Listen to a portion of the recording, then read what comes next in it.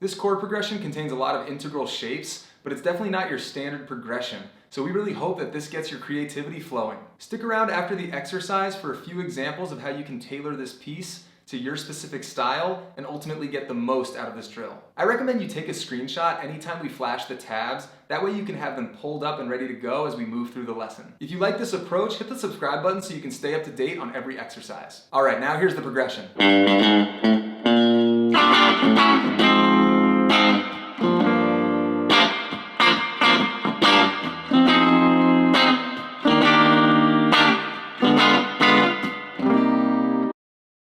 This example is obviously how I played these chords, but you can make them more your own simply by adjusting the tempo or adjusting the way you actually execute playing the chords. Simply put, you can either speed this up or slow this down, or you can mess with the strumming pattern. Additionally, if you want to take a crack at looping this progression and laying down your own lead lines, if you play any E-flat major pentatonic shape, you should get some pretty cool sounds. Okay, I'll wrap up by saying have fun moving through these chords and this progression. Hit the subscribe button if this was helpful, and we'll see you next time.